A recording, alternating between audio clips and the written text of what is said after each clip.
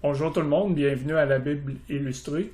Aujourd'hui, nous allons répondre à la question « Est-ce qu'il y a encore des prophètes? » Est-ce qu'il y a encore des prophètes? Et par la fait même, ça va aussi répondre à la question « Est-ce qu'il y a encore des apôtres? » Beaucoup de gens, présentement on est en 2022, je suis en train d'enregistrer la vidéo en octobre 2022. Présentement, il y a plusieurs personnes qui vont s'auto-proclamer prophètes ou s'auto-proclamer apôtres de Dieu.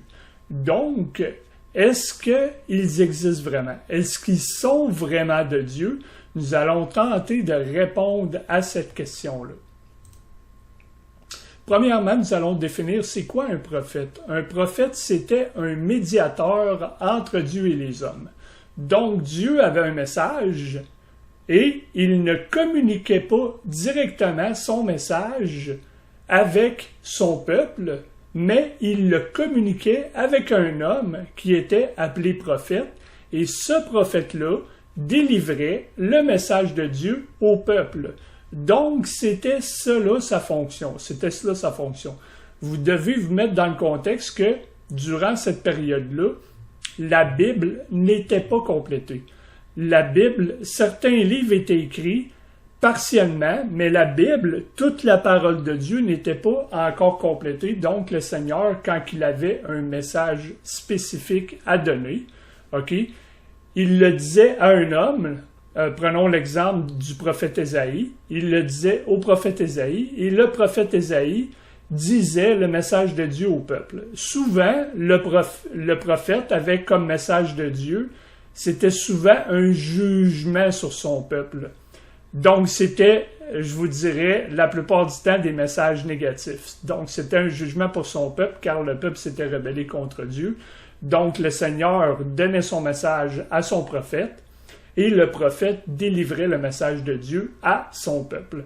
Donc, le prophète, récapitulons, le prophète, c'était un médiateur entre Dieu et les hommes. Dans Deutéronomie, chapitre 18, verset 22, la parole de Dieu nous déclare « Quand un prophète parlera au nom du Seigneur, et que la chose ne suivra pas, en voulant dire que la chose ne s'accomplira pas, ni n'arrivera pas, c'est que le Seigneur n'a pas dit cette chose, mais le prophète l'a dit présomptueusement, tu n'auras pas peur de lui. » Donc, ce que le Seigneur est en train de nous déclarer, c'est que un vrai prophète de Dieu, tout ce qu'il va dire au nom de Dieu va s'accomplir. 100% du temps.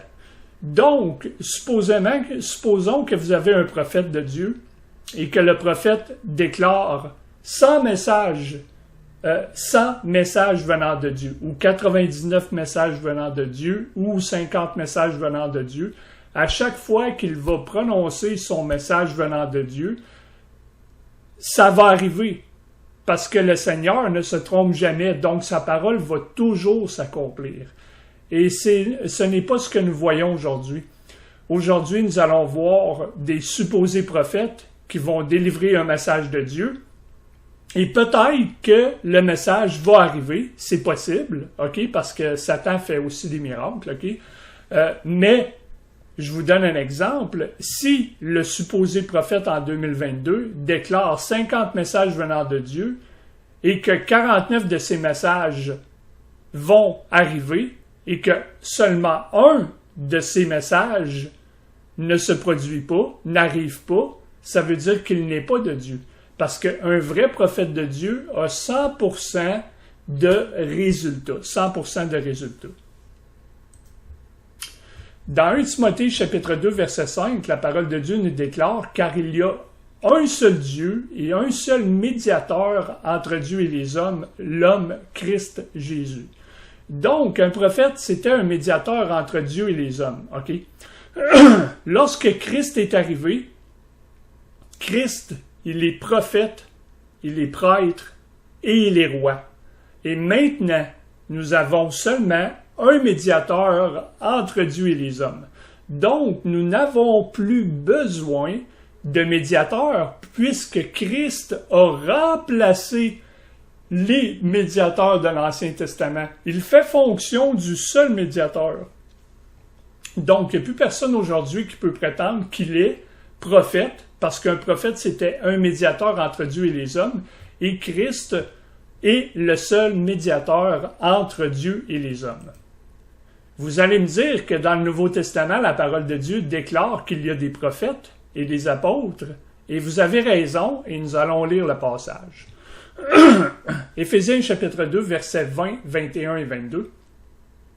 Et vous êtes édifiés, donc nous, l'Église, nous sommes édifiés. Donc, Paul nous donne l'exemple d'un bâtiment. Donc, retenez ça dans votre tête. Et vous êtes édifiés sur le fondement des apôtres et des prophètes, Jésus-Christ lui-même étant la pierre maîtresse du coin, en qui tout l'édifice adéquatement formé ensemble s'accroît en un temple saint dans le Seigneur, en qui vous aussi êtes édifiés ensemble en une habitation de Dieu par le moyen de l'Esprit. Donc, vous devez vous mettre dans le contexte. Je vous montre l'image ici que lorsque l'Église a commencé, l'Église n'était pas encore bâtie. Donc, le Seigneur a commencé à bâtir son Église. Et comment le Seigneur a commencé à bâtir son Église? Il a commencé à bâtir son Église avec la fondation qui était les apôtres ici et les prophètes. Jésus-Christ étant la pierre angulaire du coin. Donc, la parole de Dieu nous dit, et je vais le relire, que on est édifiés, nous, l'Église, on est édifiés sur le fondement des apôtres et des prophètes. Donc, désolé, donc, c'est moi que vous venez de voir.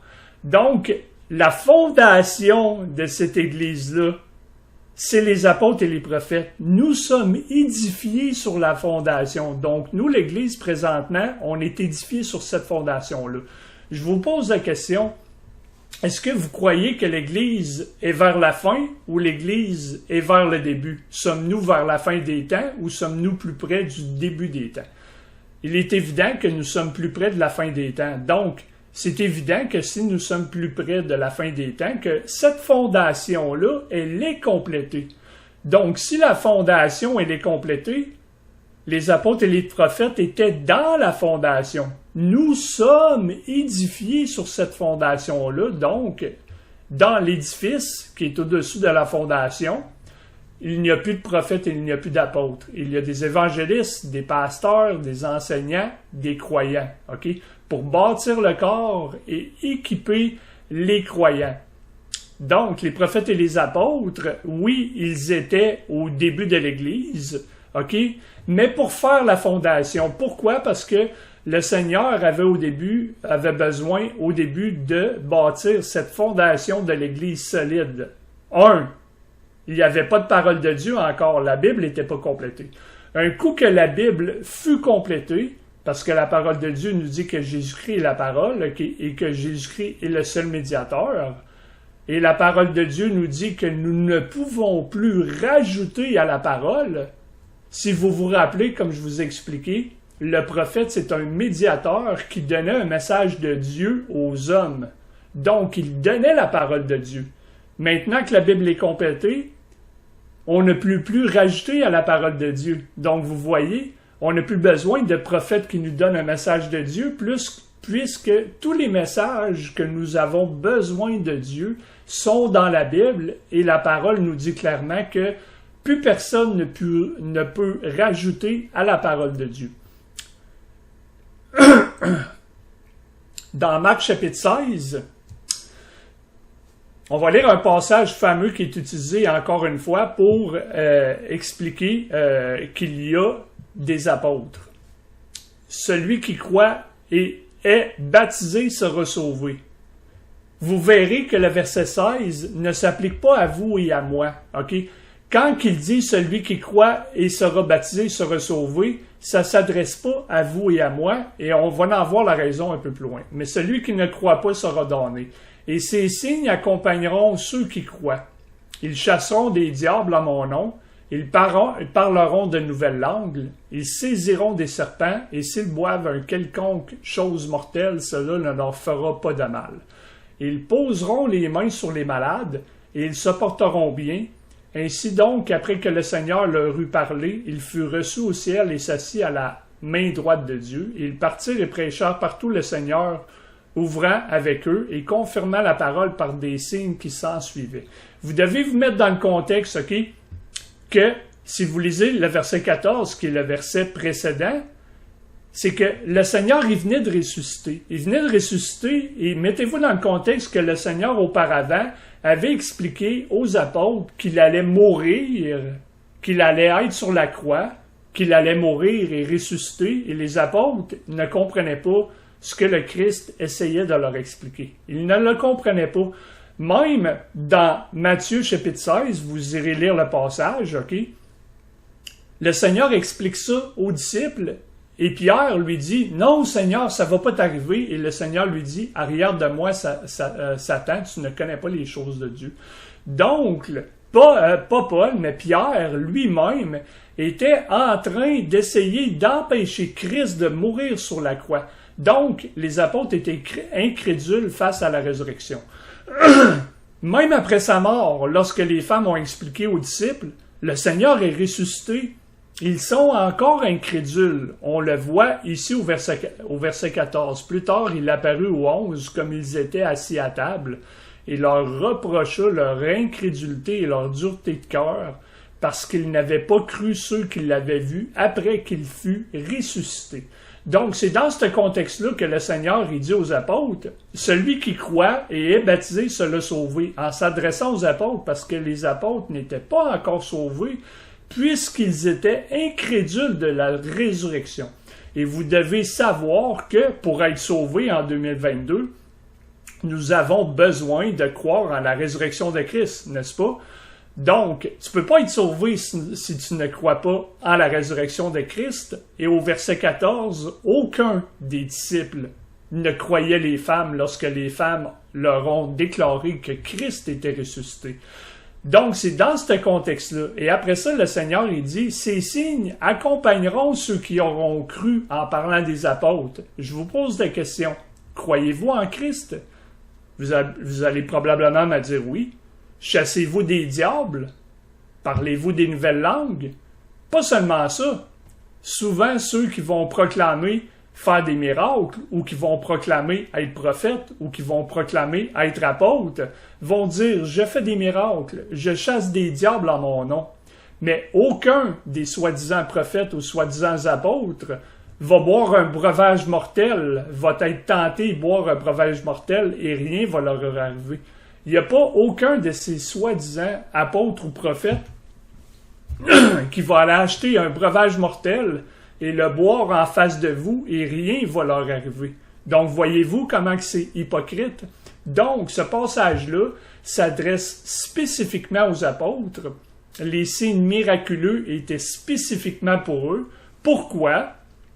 Encore une fois, c'était pour la fondation de l'Église. Le Seigneur avait besoin de quoi de puissant et fort pour faire la fondation. Lorsque vous faites la fondation d'un bâtiment, vous avez besoin que cette fondation-là soit solide. Un coup que la fondation fut complétée et finie, OK, le Seigneur dit, plus besoin de la fondation, elle est complétée. Maintenant, ma parole de Dieu, elle est complétée. Et maintenant, vous ne pouvez plus rajouter à la parole de Dieu.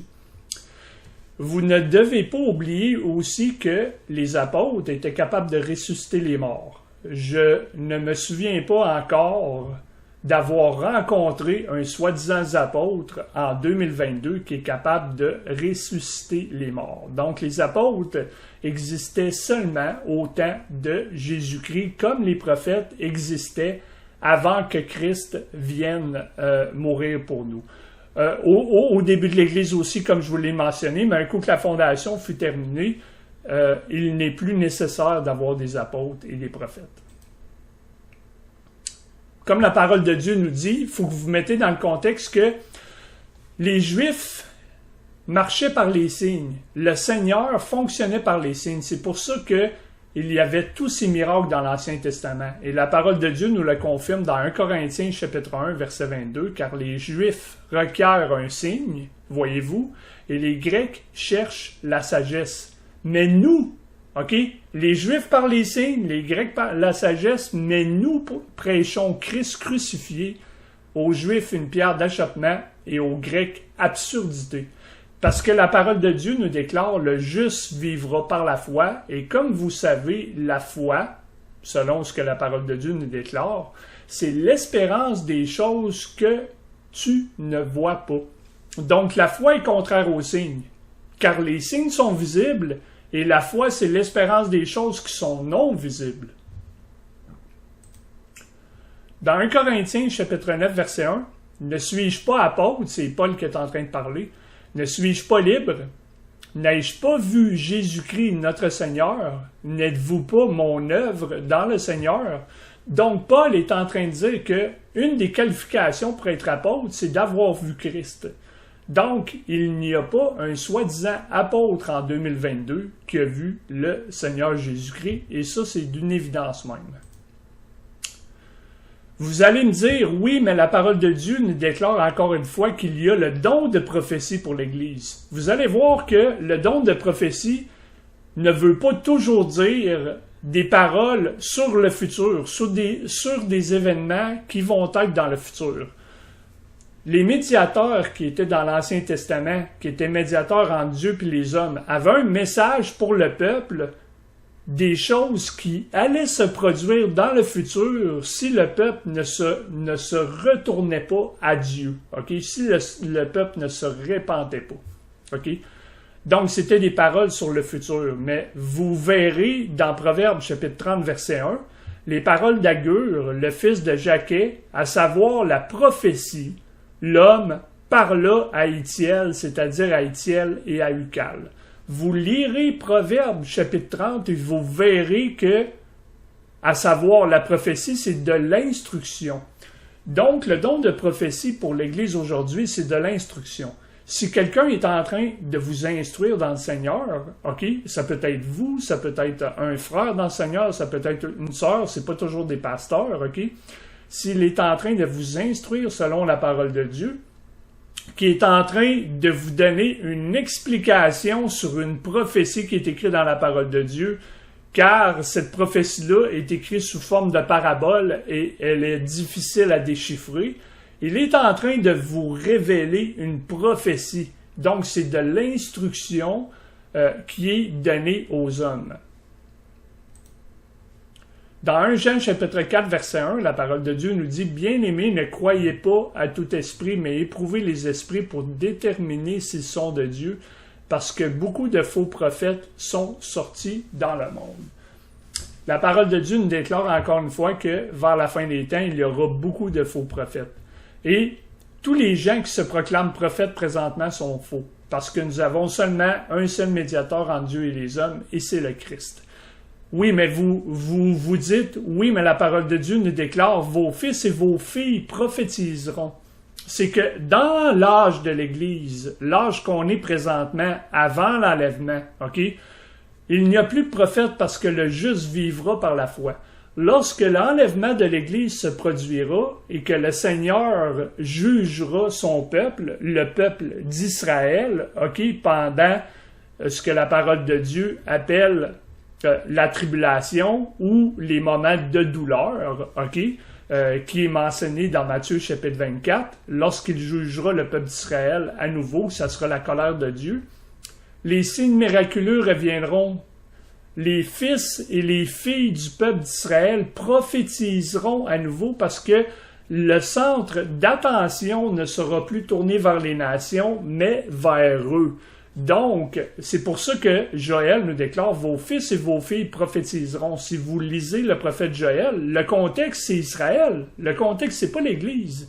Lorsqu'il mentionne « Vos fils d'Israël, vos filles d'Israël prophétiseront », c'est ça le contexte. Révélation, chapitre 22, versets 18-19. « Car j'atteste à chaque homme qui entend les paroles de la prophétie de ce livre, si quelqu'un ajoute à ces choses, Dieu lui ajoutera les plaies qui sont écrites dans ce livre. Et si quelqu'un retranche des mots du livre de cette prophétie, Dieu retranchera sa part du livre de vie et de la Sainte Ville et des choses qui sont écrites dans ce livre. » Donc, la parole de Dieu est très claire. À la fin de la Bible, elle nous déclare que nous ne pouvons plus rajouter à la parole de Dieu. Donc, si un soi-disant prophète vous apparaît et vous dit J'ai un message de l'Éternel pour toi, car l'Éternel m'a parlé. Souvent, ils vont dire de cette façon-là. Ben, vous pouvez lui dire, je ne veux pas savoir ton message parce que tu ne peux pas rajouter à la parole de Dieu. Donc, il n'y a plus de soi-disant prophètes ou d'apôtres qui reçoivent des messages de Dieu pour délivrer ces messages aux hommes. Je sais que cette vidéo ne sera pas très populaire comme ma vidéo sur le parlant en langue. Donc, comme dit la parole de Dieu, celui qui a des oreilles pour entendre, entende. Je sais qu'il y a certaines personnes qui vont être éclairées par cet enseignement. Donc, je vous souhaite une bonne journée et soyez bénis.